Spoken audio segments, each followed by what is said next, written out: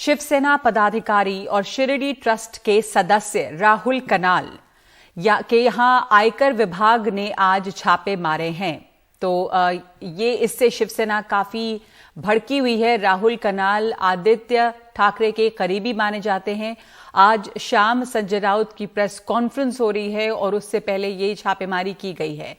आयकर छापे को लेकर आदित्य ठाकरे ने बीजेपी पर केंद्रीय एजेंसियों के दुरुपयोग का फिर से आरोप लगाया है। संजय राउत ने प्रेस कॉन्फ्रेंस करके कहा कि बीएमसी चुनावों तक ऐसे ही छापे पड़ते रहेंगे और इस छापे से काफी ज्यादा नाराज है शिवसेना। आपको बता दें एक बार फिर से कि ये शिवसेना के पदाधिकारी हैं कनाल और शिरडी ट्रस्ट के सदस्य हैं राहुल कनाल, जिससे शिवसेना काफी नाराज है और एजेंसियों के दुरुपयोग का आरोप लगा रही है।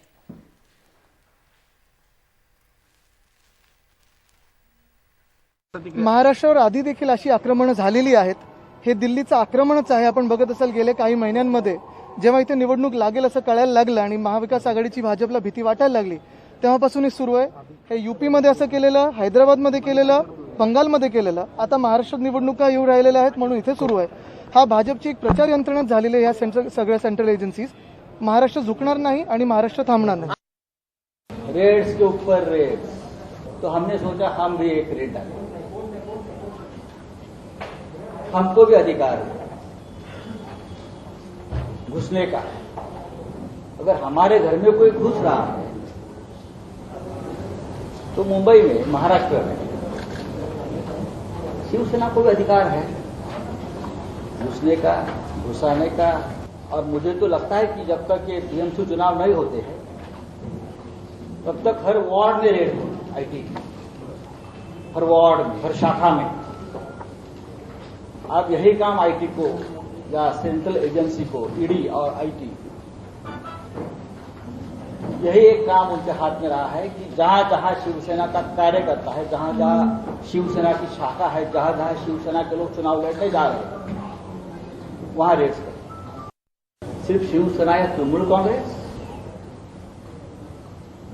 ये तो सबको मालूम है, ये सरकार गिराने की तो साजिश है। सरकार को दबाव में लाने की शिवसेना के नेतृत्व में जो महाविकास आघाड़ी का गठबंधन हुआ है, उनकी सरकार है, उनको दबाव में लाकर ये सरकार अनस्टेबल, अस्थिर करने के लिए, सरकार गिराने की ये एक बहुत बड़ी साजिश है।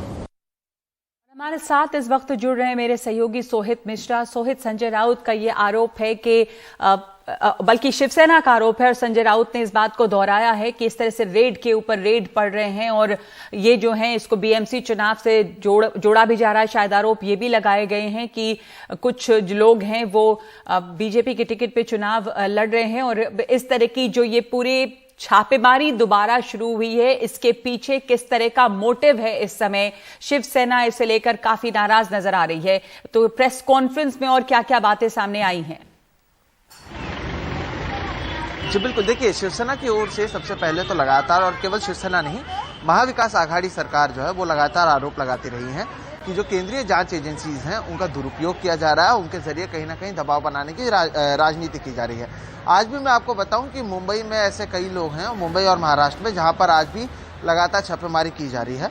उनमें से एक हैं राहुल कनाल, जो आदित्य ठाकरे के करीबी हैं, बीएमसी में एजुकेशन कमेटी में है, शिरडी संस्था जो है वहां पे भी वो हैं, ट्रस्टी हैं और शिवसेना के नेता हैं। उनके यहाँ पर भी आज आयकर विभाग की रेड चल रही है। इससे पहले यशवंत यादव के यहाँ पर हुआ, नवाब मलिक के यहाँ पर ईडी की रेड हुई, वो फिलहाल जेल में है। ऐसे कई सारी चीजें हो रही हैं और इस सब के बीच संजय राउत आज जब प्रेस कॉन्फ्रेंस करने पहुंचे तो उन्होंने इस तरह के कई डॉक्यूमेंट्स पत्रकारों को दिए।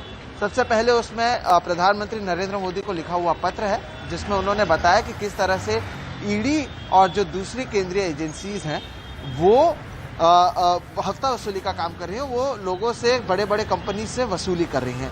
जो संजय राउत का आरोप है, जो दूसरे पन्ने पर भी लिखा है, उन्होंने कहा है कि ईडी अधिकारी जो हैं वो एक्सटॉर्शन रैकेट चला रहे हैं जितेंद्र चंद्रलाल नवलानी नामक एक शख्स के जरिए।